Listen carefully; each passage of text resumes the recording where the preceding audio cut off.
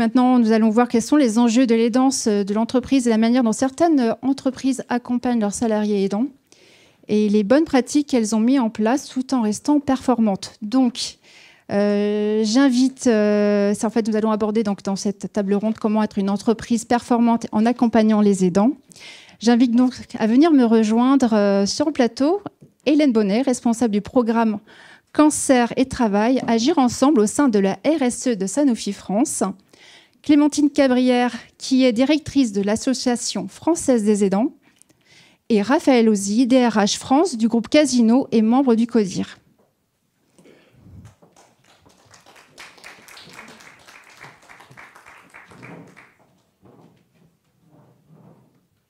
Donc, bienvenue, mesdames.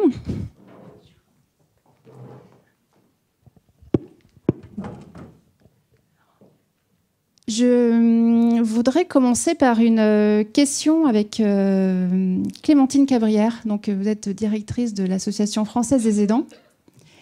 Est-ce que vous pouvez présenter brièvement votre association ? Oui, bonjour. L'Association française des aidants, elle a été créée en 2003 par une maman qui se trouvait un peu désœuvrée en ce temps-là sur le sujet des aidants. C'était un mouvement au début un peu parisien, parce que le premier café, c'était au Châtelet, mais dans une mouvance qui aujourd'hui est très reprise sur les aspects du co-développement. Donc les cafés des aidants, c'est des lieux ouverts. Il y en a aujourd'hui 230 en France, où les proches aidants peuvent venir pour tout simplement déposer une parole, trouver du soutien, et c'est animé par des professionnels, psychologues et travailleurs sociaux. L'association, elle porte un enjeu sur la militance, non pas de l'aidance en tant qu'identité, comme si on n'était plus qu'aidant, mais du sujet sur le rôle et la place. Ce que ça dit de nous aujourd'hui, et pas ce que ça dira de nous demain, dans la manière dont on est aux autres, aussi bien dans la cité que dans une entreprise. Et en quoi l'entreprise a une place importante? Pourquoi, à un moment donné, vous avez aussi proposé de faire proposer des formations aux entreprises? Pourquoi intervenir dans ce champ-là? Alors, tout simplement parce qu'il y a une reconnaissance finalement sociétale du sujet. Et puis, on est rattrapés tous par les textes. Alors, c'est finalement un peu à contre-courant finalement que ça se joue aujourd'hui. Pourquoi ? Parce que à la fois, les politiques ont pris conscience, peut-être pas par peur, justement, de ce choc démographique qui nous arrive et dont on ne sait pas quoi faire. Et surtout au niveau européen, parce qu'il y a des directives et des textes qui demandent à ce qu'il y ait plus de progrès sociétal. Et les entreprises, finalement, sont plutôt poussées aujourd'hui par l'effectivité ou la non-effectivité, en tout cas, de textes, que par vraiment... même s'il y a beaucoup d'enjeux de marketing autour du sujet, qui nous rappellent aussi comment on pourrait être un peu différemment les uns aux autres. Mais c'est plutôt, finalement, aujourd'hui, pas tellement un besoin des entreprises, mais presque une obligation. Vous savez, c'est souvent comme ça, les enjeux sociétaux, ils sont d'abord la société civile, on les découvre, et puis après, on légifère dessus. En France, on les institutionnalise, et puis on se dit qu'il faut s'y mettre. Aujourd'hui, finalement, c'est un peu ce dont il s'agit, c'est il faut s'y mettre. Reste à savoir comment, et si oui ou non, ça va être pris en considération, sans entrer, là aussi, sur des aspects de normes et de statut d'aidant, comme aujourd'hui, on pourrait être tenté de le faire pour que ce soit plus facile. Mais ce n'est pas un sujet facile. Alors, comme ce n'est pas un sujet facile, quel type de formation vous demandent les entreprises? Sur quel aspect vous sollicitent-elles? Alors, aujourd'hui, il y a plusieurs mouvements dans les entreprises. Il y a celles qui souhaitent être bonnes élèves et qui veulent toute la panoplie de ce qu'on peut trouver aujourd'hui sur le sujet des aidants. Ça va d'une conférence de sensibilisation à des aspects de formation. Aussi bien pour, d'ailleurs, avant tout d'ailleurs, pour les managers. Je ne sais pas pourquoi, mais les managers, c'est hyper à la mode. Donc, c'est toujours les managers les premiers. Voilà, c'est mode, les managers. Est-ce que c'est vraiment la mode? En tout cas, c'est comme ça. Est-ce qu'il n'y a pas derrière un vrai besoin d'exprimer? Peut-être qu'il y a un vrai besoin à exprimer de la part des managers, mais ce qui est intéressant, c'est que le sujet des proches aidants, c'est pas nécessairement en fait un sujet ni de manager ni de manager en fait. C'est d'abord une situation qui arrive. Et les formations en fait, quand on nous les demande, quelque part, le premier sujet pour nous, c'est de déconstruire un certain nombre de choses. Il n'y a pas de salariés aidants. Les salariés aidants, c'est les aidants potentiellement que vous avez nommés tout à l'heure, qui sont des professionnels de l'aide du soin à domicile. Ceux-là, c'est des professionnels, mais des salariés aidants, ça n'existe pas. C'est des proches aidants qui, par ailleurs, travaillent, qui, par ailleurs, ont une activité salariée, de la même manière qu'aujourd'hui, en sémantique, on dit, et c'est ce qu'on explique aussi en entreprise, qu'il n'y a pas d'aidants bénévoles.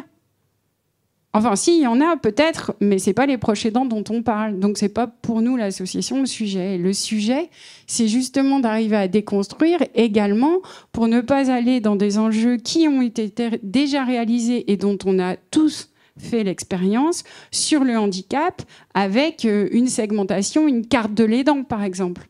Et ça, c'est quelque chose qui, pour nous, dans les aspects de formation et d'accompagnement des entreprises, est extrêmement important. Ça ne facilite pas la tâche, ça ne nous facilite pas la tâche, mais ça nous permet de faire rentrer des porosités dans l'entreprise qui sont intéressantes. Et en réalité, si aujourd'hui le sujet est mode, si du coup il y a peut-être un peu plus d'envie plutôt que de besoin à l'entreprise, en réalité ce sujet il a toujours existé et les aspects de gestion et d'aménagement pour les salariés, ça a toujours existé, peut-être pas aussi massifié, peut-être pas aussi communiqué, mais ça a toujours existé. C'est vrai, quand même un vrai sujet de société. Donc les entreprises, quand elles viennent toquer à votre porte, c'est pas parce qu'elles ont dit c'est à la mode. Il y a bien un vrai peut-être besoin identifié à la base. Donc qu'est-ce qui les pousse à venir vous solliciter et avoir vos formations, entre autres, je pense, de sensibilisation? Alors, on peut quand même se dire qu'il y a un effet de mode. Si, moi, je garde cet aspect-là et que, en tout cas, sur un certain nombre de comportements où il y a plus cet aspect-là d'être parmi les premiers. Les entreprises qui viennent nous voir, c'est beaucoup moins des TPE, des PME, parce qu'elles ont beaucoup moins de temps et du coup, il y aura aussi moins d'aspects de visibilité. En revanche, il y a aussi ce souhait parfois d'être légitimé par rapport à des actions qui sont menées en entreprise. Et parfois, on nous demande avant tout de commencer par un diagnostic, un sondage. Mais qu'est-ce que ça veut dire quand on en fait un? Est-ce que c'est pour rentrer dans l'idée que oui, on va vérifier qu'on a un public à qui vendre des solutions, à qui vendre des formations, à qui proposer des services qu'on aura aussi réalisés en interne? Ou est-ce que l'envie, c'est de se rassurer en se disant que finalement, il n'y en a peut-être pas autant que ça, donc ce n'est pas un sujet. Quelque part, en fait, ce qui provoque le mouvement au sein des entreprises, en tout cas qui viennent nous voir et qu'on accompagne, c'est plutôt l'engagement des personnes réelles de vouloir accompagner, de ne pas regarder combien ça coûte, combien ça va réduire en termes d'absentéisme, mais plutôt de se dire effectivement qu'il y a une autre manière d'être ensemble, de travailler ensemble, et que c'est pas par peur, mais tout simplement par réalité et acceptation de la vie au sein de l'entreprise que ça se passe. Et justement, en préparant en amont ce colloque, vous aviez dit que la performance des entreprises, vous estimez que la performance des entreprises vis-à-vis des salariés aidants devait s'inscrire sur la durée. Est-ce que vous pouvez nous en dire un peu plus ? Alors vous avez évoqué tout à l'heure l'aspect de la santé des proches aidants qui sont aussi qui travaillent par ailleurs, et c'est effectivement par là que dans les années 2010, le sujet est rentré en France sur l'aspect de l'épuisement de ces pauvres aidants, mon Dieu. Et quelque part, le sujet, aujourd'hui, quand on parle de la performance de l'entreprise et de la performance d'un proche aidant, ce serait comme s'il fallait raisonner à court terme. Comment on trouve des solutions pour que rapidement, en fait, il y ait quelque chose dans l'entreprise qui permette d'avoir le même poste de la même manière. En réalité, ce sujet-là, il est complexe parce que justement, c'est pas du court terme, c'est du long terme. Et puis en plus, on ne sait pas comment ça va évoluer. Et le collectif de travail, il est capable d'écouter pendant 1 mois, 2 mois, des aménagements de poste ou des accompagnements, mais pas sur le temps long. Et quelque part, le sujet de l'aisance, c'est pas un sujet de la performance, c'est le sujet de tenir la distance. Comment est-ce que on peut tenir une distance ensemble alors même qu'en réalité, on a des ressources qui sont là et qui sont contraintes. Et du coup, ça nous renvoie les uns et les autres à nous. Et pour tous les métiers en fait dans l'entreprise, vous parliez tout à l'heure des formations. Les formations, elles visent plusieurs publics. Elles peuvent viser les managers, surtout tous les accompagnants dans l'entreprise. Et quelque part, aujourd'hui, dans nous, l'observation qu'on en fait, même s'il y a beaucoup de négociations de branches, même s'il y a des accords qui sont signés, en réalité, ça se transforme encore peu dans des plans de formation destinés directement aux proches aidants sur ce qu'ils vivent, sur la relation qu'ils sont en train de vivre. Et quelque part, ça peut être une occasion manquée, parce que l'enjeu de la relation, c'est un enjeu fort dans les domiciles où ça se joue, c'est un domaine de l'intimité. Vous allez me dire que peut-être c'est trop personnel, que c'est une frontière que l'entreprise ne veut pas franchir, ce qui peut se comprendre. Sauf que l'enjeu de la relation, elle se joue de la même manière dans l'entreprise. Et le triptyque qu'on peut retrouver au domicile entre la personne accompagnée et le proche aidant, et le professionnel qui vient pour les soins, il se retrouve de la même manière en entreprise, entre le proche aidant, le manager et la personne qui va accompagner au sein de l'entreprise. Et faire un pas de côté sur l'aspect de la relation, c'est éviter beaucoup de choses. Ensuite, que ce soit en termes de conflit, que ce soit en termes de réalité de vie.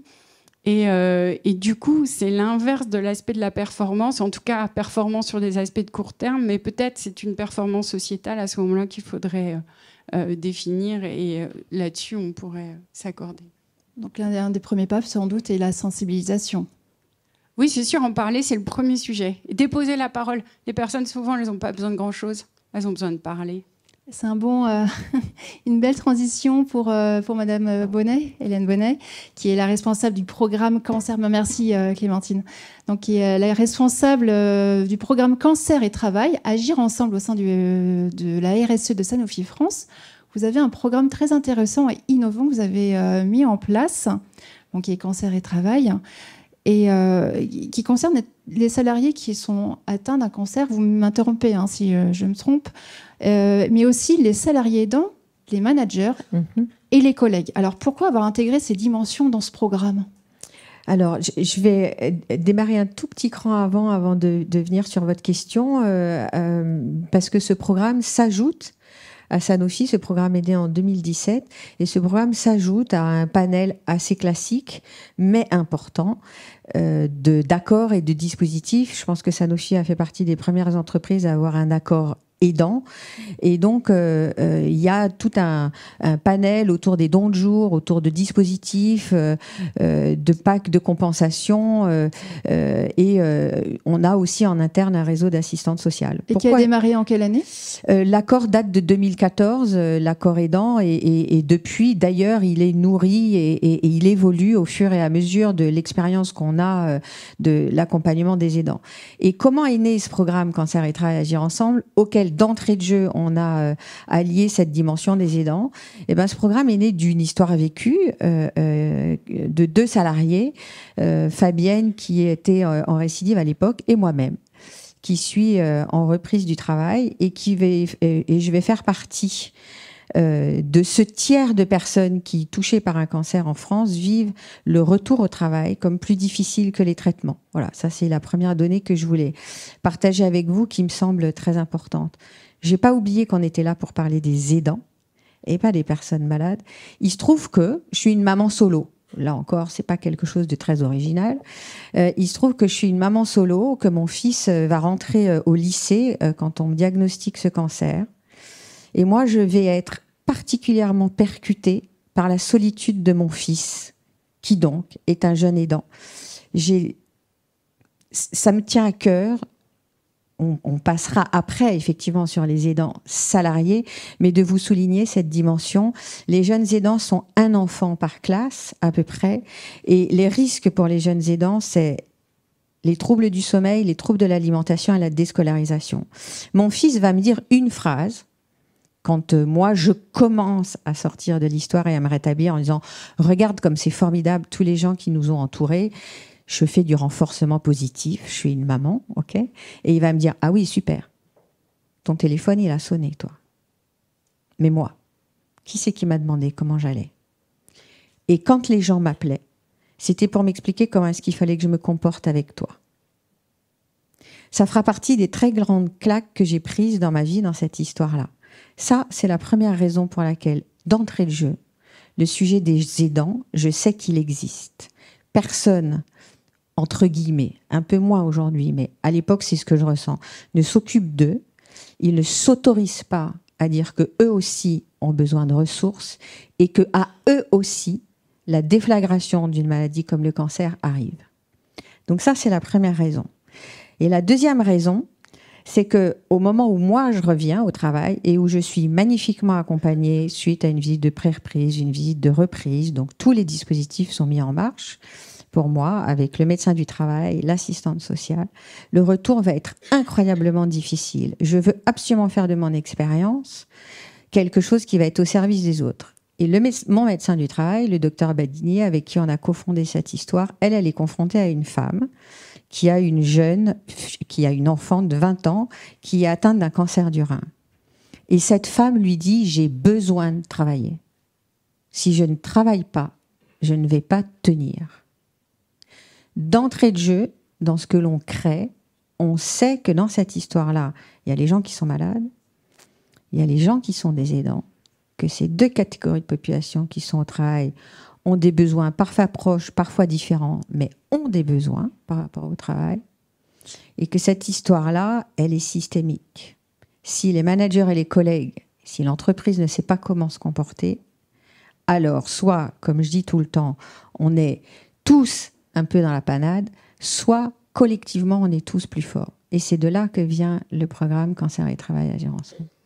Donc on intègre maintenant ces dimensions-là dans ce programme. Est-ce que vous pouvez nous en dire un peu plus ? Du coup, qu'est-ce qu'on fait ? Moi, je vais avoir une approche très pragmatique qui part de nos histoires. Je suis chercheur de formation en biologie, hein. Donc je ne sais pas qu'il existe des sociologues, je ne sais pas je caricature, mais qu'il existe des chercheurs en sciences humaines et sociales qui ont théorisé ou qui ont modélisé ce que c'est que le savoir d'expérience. Ce que je sais, moi, c'est que ce qui va m'aider le plus pendant toute cette épreuve, que ce soit le soin ou le rétablissement, c'est les gens qui ont vécu des épreuves et qui ont eu à trouver des solutions alors qu'ils n'étaient pas préparés à ces épreuves. Ces gens-là vont m'aider formidablement.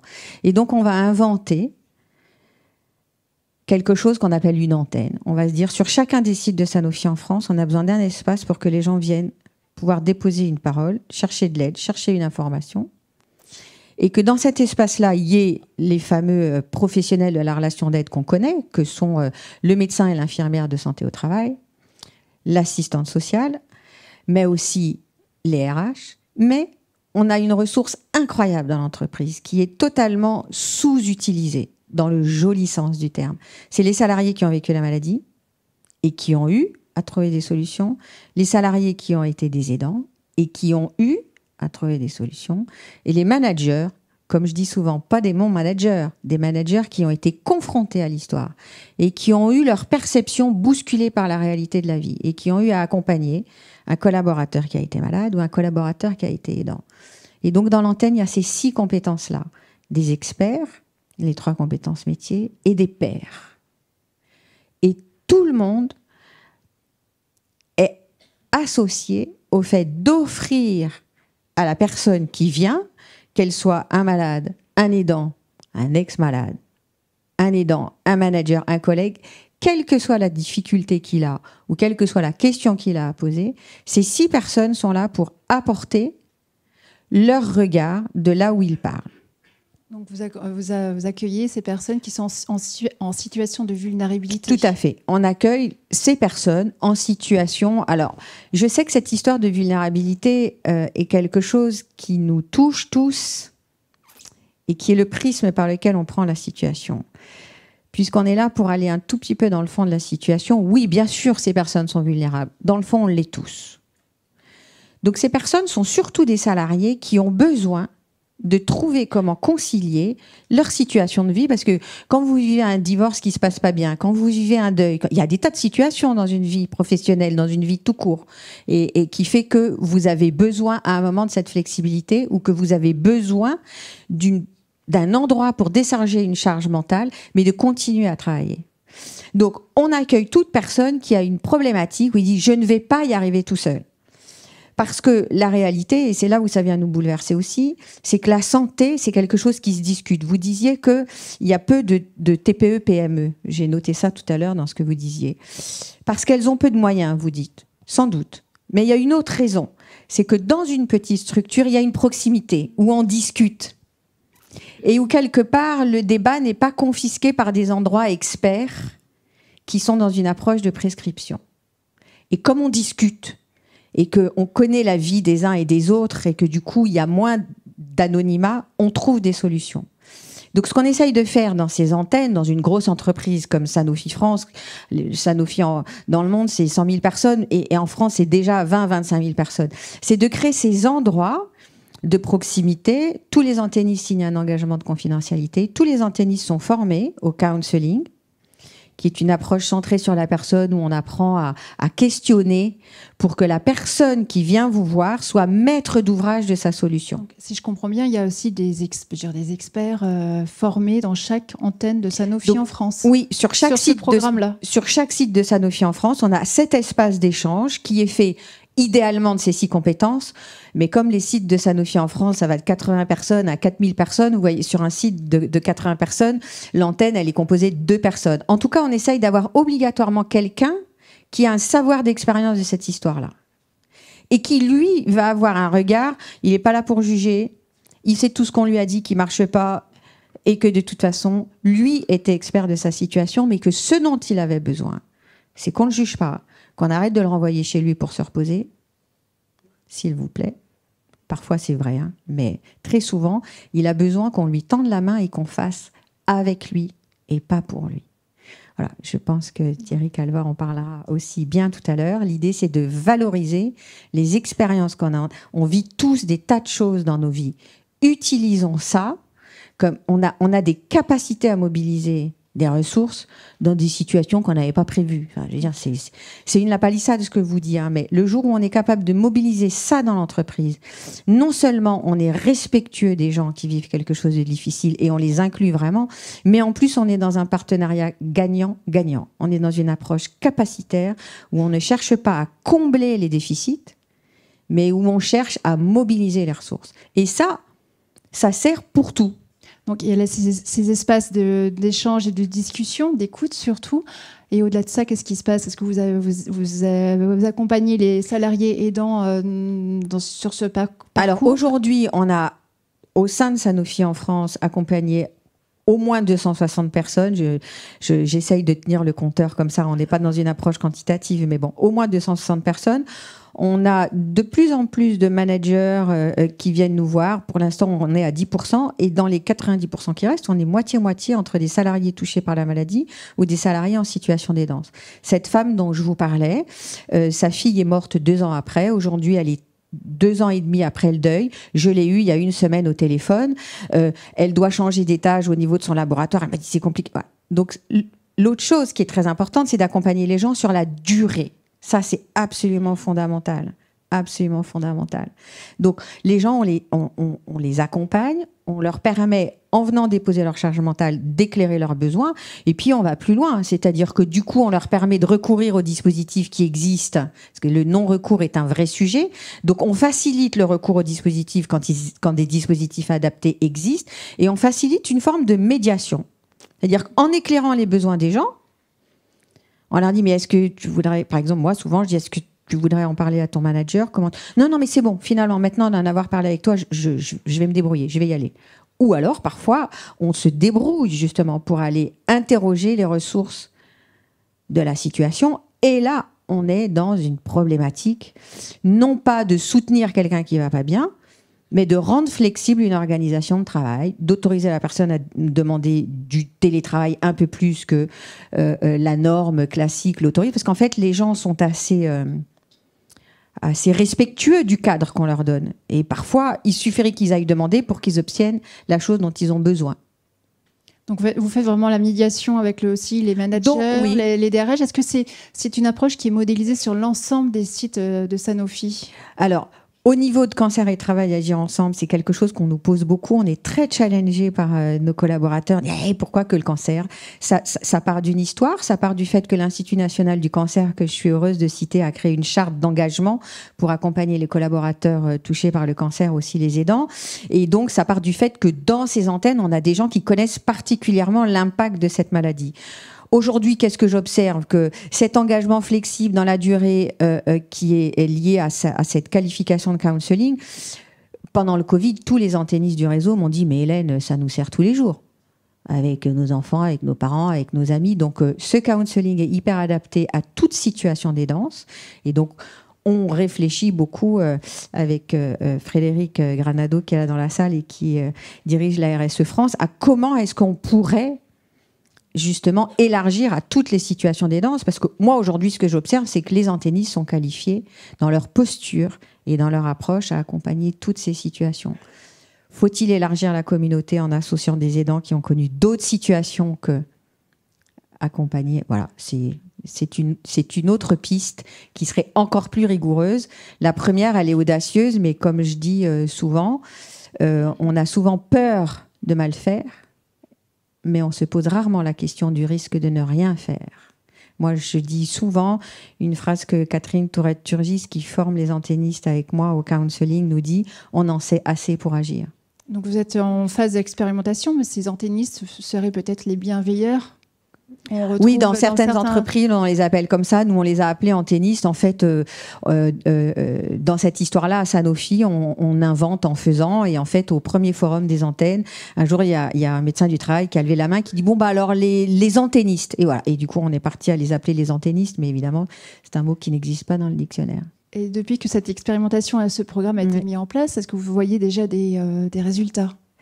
On voit. Alors, là, on part toujours de sous l'angle des salariés. Moi, je peux vous dire que déjà pour les gens qu'on aide, tout le monde me dit, je le dis avec vraiment autant de sincérité que ça change leur vie. Pour les salariés qui sont accompagnés par une antenne, ils nous disent mais ça me change la vie. Pour les antennistes, ils nous disent quoi ? Ils nous disent mais on est tellement heureux de faire partie de ce réseau, ça donne du sens à notre travail, donc ça donne une cohésion d'équipe et une cohésion sociale qui est extraordinaire. L'air de rien, c'est un des rares endroits, on est une grosse entreprise, c'est un des rares endroits dans Sanofi en France où il y a des gens de tous les sites qui se parlent, puisque le réseau est connecté et tous les 15 jours, je fais une réunion d'animation de tous les membres du réseau, qui est une forme de capitalisation d'expérience, qui est une forme d'analyse de pratique. Donc, du coup, on apprend tous ensemble et on partage tous ensemble nos expériences. Et du coup, les antennistes me disent aussi que ça leur sert dans d'autres situations, au travail ou de leur vie. Donc, voilà. Et aujourd'hui, on a la chance, puisqu'on a pu présenter ce programme à notre directeur général Monde, d'être en train de réfléchir à qu'est-ce qu'on pourrait faire au-delà de la France, puisque j'ai eu la chance d'accompagner des salariés qui sont français en termes de nationalité, mais qui travaillent dans des pays étrangers et qui sont arrivés jusqu'à moi. Donc il y a un véritable engouement et une véritable efficacité de ce qui fonctionne et voilà. Le bémol, c'est évident qu'il y a bien plus de gens touchés que de gens qui viennent nous voir. Et donc là, je pense que tous les gens qui travaillent sur ces sujets-là le savent. Comment est-ce qu'on fait pour communiquer suffisamment, pour ouvrir suffisamment les portes, pour que le bouche à oreille fonctionne, pour avoir une communication récurrente qui fait qu'on est suffisamment connu, que les gens ont suffisamment confiance pour venir parler de ces chapitres de leur vie. Ce que j'entends, c'est qu'il faut... la durée est importante. Ah, ça, c'est vraiment un sujet qu'il faut travailler sur un temps long, avoir une forme de détermination et de patience par rapport aux temporalités qui est indispensable. Mais la récompense, elle est, enfin, je sais pas, elle est pas immédiate, mais elle est tellement profonde. Voilà, puisque une entreprise n'est fait que de la somme des individus qui la composent, et donc il y a une très très grande satisfaction et une très très grande récompense collective à arriver à bousculer ces sujets-là. Merci beaucoup. Merci. Vous pourrez rebondir sur ce qui serait dit là. Mais on va passer la parole à Madame Ozzi maintenant, qui est DRH France du groupe Casino et membre du CODIR. Donc, c'est bien ça? Oui, du comité exécutif, mais ça va très bien comme ça. Donc, l'entreprise Casino était précurseur sur le domaine de l'accompagnement des aidants salariés. Je crois que ça a démarré en 2012-2013. Alors, ça a même démarré avant. Je dirais qu'on a tous entendu parler de l'histoire du jeune garçon Matisse en 2009, qui a donné lieu d'ailleurs à la loi Matisse en 2014. Mais finalement, cette histoire nous avait confrontés au sein du groupe Casino à des situations de collaborateurs que nous connaissions. Et donc, il y a une réflexion qui s'est amorcée au sein du groupe pour réfléchir à comment est-ce que nous pouvions effectivement aider les proches aidants. Et finalement, fin 2010, dans notre accord Handipact, nous avons prévu des mesures d'accompagnement pour les proches aidants. À titre d'exemple, une aide en termes d'aménagement de véhicules pour des collaborateurs qui pouvaient avoir des enfants ou des proches en situation de handicap. Fort de cette expérience, finalement, fin 2012, nous avons signé un nouvel accord avec nos partenaires sociaux et nous avons créé le congé de l'aidant. Et en parallèle de cette création de ce fonds solidaire, finalement, sur les enseignes Casino, nous avons aussi entamé une démarche d'Aidons les aidants à travers la mise en place de conférences, de groupes de parole qui étaient ouverts à l'ensemble des salariés de ce périmètre-là et qui permettaient aux salariés confrontés à ce type de situation de pouvoir s'exprimer. Voilà, donc on a en fait au sein du groupe Casino un fonds solidaire depuis fin 2012. Voilà, la loi Matisse est passée par là et finalement notre dispositif aujourd'hui vient compléter le dispositif légal puisque nous allons plus loin. Nous avons reçu en 2016 quelques prix pour marquer la réussite de ce dispositif. On peut citer ce prix ? Alors, ouais, je vais vous redire ça. On a eu le prix, ouais, exactement, entreprise et aidant, et nous avions obtenu le prix OCIRP également en 2016. Voilà, fort finalement de ces expériences réussies sur les enseignes Casino, d'autres enseignes du groupe Casino ont suivi. Et donc, nous avons aujourd'hui des dispositifs à disposition des proches aidants chez Monoprix, chez Franprix et chez Cdiscount. Alors, quelles étaient ces mesures qui ont été récompensées, qui ont été mises en lumière ? Alors, le dispositif phare, c'était évidemment notre fonds solidaire, dont je vous reparlerai un peu plus tard en termes de chiffres, donc qui permet à des collaborateurs de donner des jours de congé ou de RTT et surtout à des collaborateurs évidemment d'en bénéficier. Et donc ce qui est prévu dans le dispositif, c'est qu'un collaborateur concerné puisse bénéficier de 12 jours qui vont être rémunérés pour pouvoir accompagner un proche. Nous avons également d'autres dispositifs. Alors avec nos partenaires, avec Malakoff Humanis, nous avons Mon Conseiller en ligne, qui est une plateforme qui permet aux collaborateurs d'avoir du support et du conseil en cas de difficultés personnelles. Et puis avec AG2R depuis 10 ans à peu près aujourd'hui, nous avons également un dispositif d'accompagnement à disposition des collaborateurs. Tout ça n'est possible évidemment que grâce à des plans de communication assez significatifs que nous avons menés au sein du groupe. Dès 2012, nous avions publié un guide interne qui s'appelle « Je suis aidant, parlons-en », qui reprenait l'intégralité des dispositifs et des contacts. Et puis, nous avons mis en place un e-learning, une vidéo qui permet de présenter aux collaborateurs le dispositif, évidemment un intranet ouvert à l'ensemble des collaborateurs sur lequel ils vont retrouver l'ensemble des dispositifs. Et puis, parce que les managers, je pense, sont quand même extrêmement importants dans ces dispositifs d'entreprise, quoi qu'on puisse en penser, voilà, des modules de formation à leur destination. Qui reprend quoi comme thématique?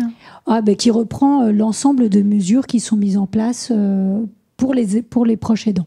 Donc en fait, vous les accompagnez à mieux accompagner leurs salariés. Exactement. Sur les dispositifs. Et pourquoi c'est important? Sur les dispositifs et puis sur ce que ça peut avoir comme impact en fait au sein d'une équipe, pour le collaborateur qui est concerné lui-même, pour la façon dont doivent le vivre le reste de l'équipe et le manager, parce que c'est pas forcément toujours une situation facile, ni pour l'équipe, ni pour le manager. Donc en fait, vous outillez un petit peu les managers à faire face peut-être, ou peut-être à passer le relais si besoin? Exactement. Donc, et avec toutes ces années, en fait, ça fait maintenant plus de 10 ans. Oui.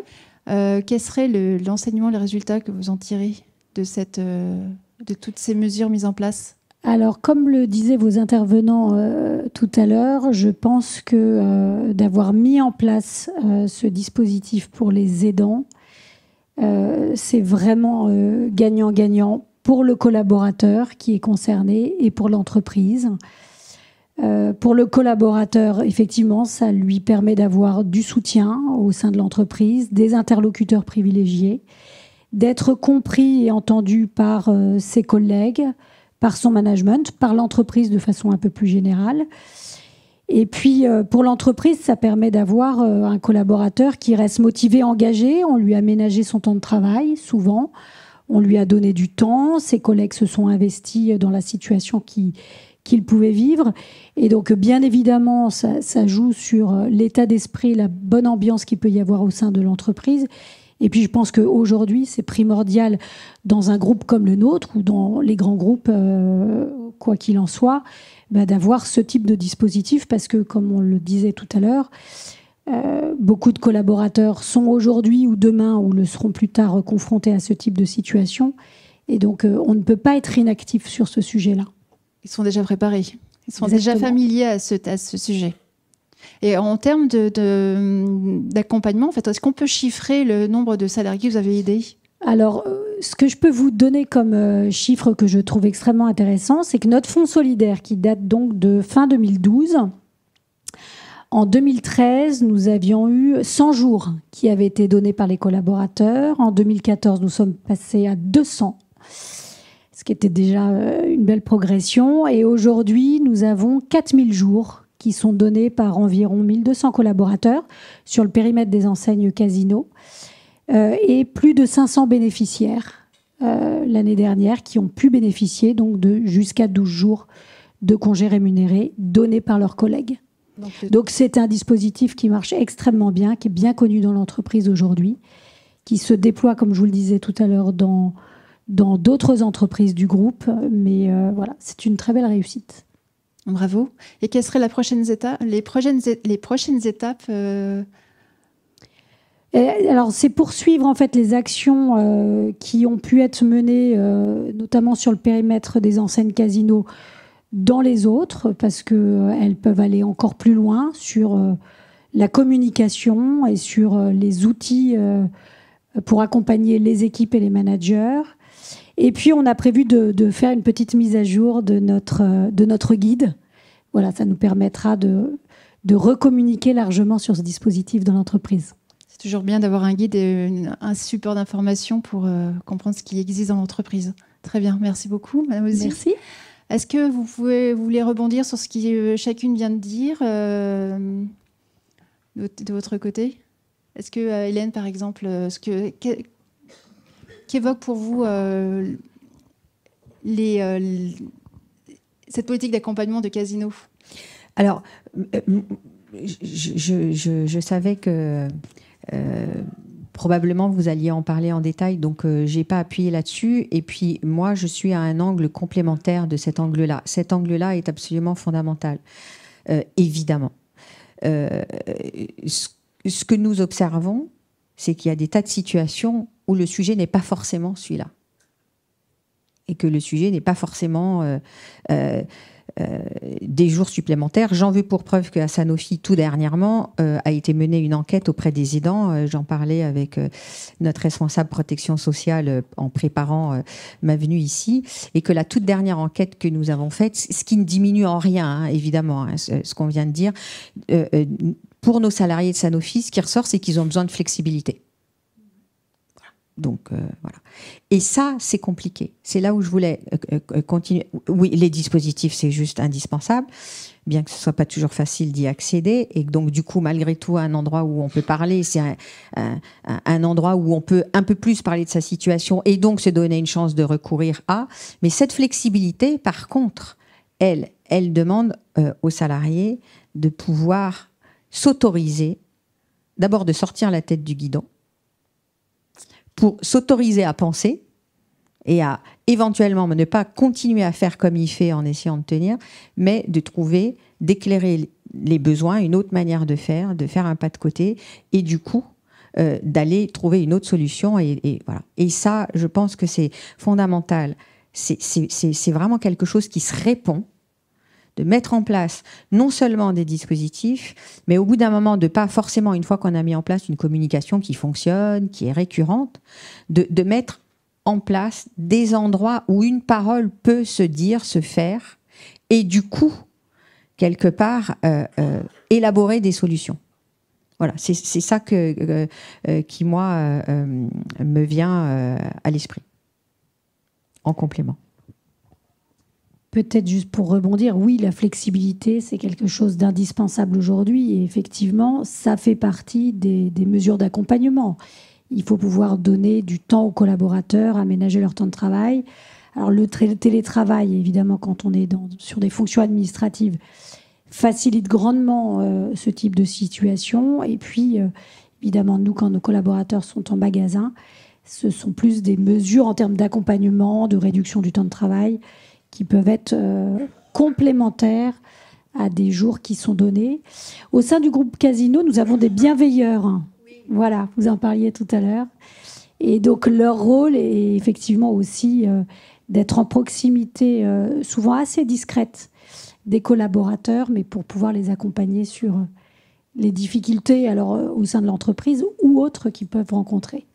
Parce qu'en fait, tout ça se discute. Et c'est vraiment comment est-ce que je fais pour créer une culture de confiance et une culture de dialogue dans une entreprise pour que, alors que c'est des situations de vulnérabilité, que je me dis, non, mais je vais me faire mettre de côté. Ou, voilà. Donc, il y a vraiment cette histoire de la confiance qui est quelque chose de longue haleine. Et je vois que Clémentine voulait réagir aussi. Juste un élément, parce que ce qu'on vous présente là, c'est comme si on arrive dans une entreprise, on ne connaît pas le sujet, personne ne connaît, et tac, il y a une situation qui arrive, et là, on découvre. En réalité, ça montre bien que collectivement, on n'a pas encore attrapé le sujet. Et si les recruteurs étaient des bienveilleurs, et si les recruteurs considéraient que à la lecture d'un CV, ce que vous appelez des savoirs expérientiels, moi je dis juste la vie, parce que je ne suis pas passée dans les mêmes cercles que vous, mais si juste on se dit qu'il y a de la vie et qu'on écoute la vie, parfois même sans être formé à tout ce qui existe aujourd'hui dans toutes les panoplies de développement personnel qui existent. Parfois, juste si on ouvre ses oreilles sans être un pro RH, sans demander au proche aidant de devenir un pro expert super RH ou super développeur de compétences, de savoir, et ben vous repreniez l'exemple des TPE-PME. Et loin de moi l'idée qu'il faut des moyens, et c'était pas ça mon objet, c'était juste se dire que les TPE-PME ou les grands groupes aussi, et ben ils ont des personnes qui rentrent dans leur bureau. Et les gens, ils ont plutôt envie d'aider les uns et les autres. Ils ont plutôt envie que ça se passe bien parce que c'est plus facile, on dépense moins d'énergie en plus. Et c'est simplement qu'en fait, ça n'en fait pas un sujet. Et ça, c'est extrêmement important de ne pas nécessairement en faire un sujet parce que tout le monde n'a pas besoin de tout. Et il y a plein de proches aidants qui sont aussi très contents de normaliser une vie et tout simplement, voilà, d'avoir recours s'il y a des recours. Et tant mieux, c'est qu'il y a un socle commun, un socle minimum. C'est ce qu'on fait au niveau de la solidarité nationale. Et c'est ce que les entreprises font aussi par un certain nombre de moyens. Mais l'intégration réelle du sujet, c'est simplement que ce ne soit pas un sujet. Alors, ce que vous dites, ça me ramène à quelque chose qu'on connaît dans le domaine de la maladie, qui est qu'il y a 3 grandes stratégies pour les personnes qui sont touchées par une maladie. Celle qui est de faire savoir, celle qui est de faire avec, et celle qui est de la taire. Donc ça me ramène à ce que vous dites. Et vous avez raison que le jour où on arrive à banaliser sans normaliser, on a gagné. Force est de constater aujourd'hui que c'est pas le cas et que évidemment que pour les personnes qui n'ont, par exemple, si je parlais des antennes, c'est quelque chose qui revient régulièrement à Sanofi. Il n'est pas question de faire passer obligatoirement les gens par les antennes pour qu'ils aient besoin d'un certain... Et il y a des gens qui disent, mais moi, je n'ai pas besoin. Et tout va bien. Mais il y a quand même tout un certain nombre de gens pour qui les choses sont complexes. Et puis, en fonction du rapport au monde que vous avez et des valeurs que vous avez, sortir d'un cadre qui vous est donné est complexe. Et c'est là où la discussion, elle est importante. Et c'est là où la modélisation, elle est importante. Donc oui, tout à fait, mais en fait je pense que rien ne s'oppose dans tout ce que l'on est en train de dire et que le sujet c'est justement d'hybrider tous ces points de vue pour arriver à... Il est ressorti hier de la conférence là, et de l'enquête qui a été partagée au prix Entreprises et Salariés Aidants que en fait c'est une multitude de solutions et une multitude de prismes qu'il faut arriver à marier au lieu de penser qu'il y en a un qui est le bon. Donc, et moi, je crois énormément à ça. Bah, merci beaucoup, ce sera le mot de la fin. Je vous remercie beaucoup pour ces partages, à toutes les 3, donc on peut les applaudir. C'était très enrichissant, merci beaucoup.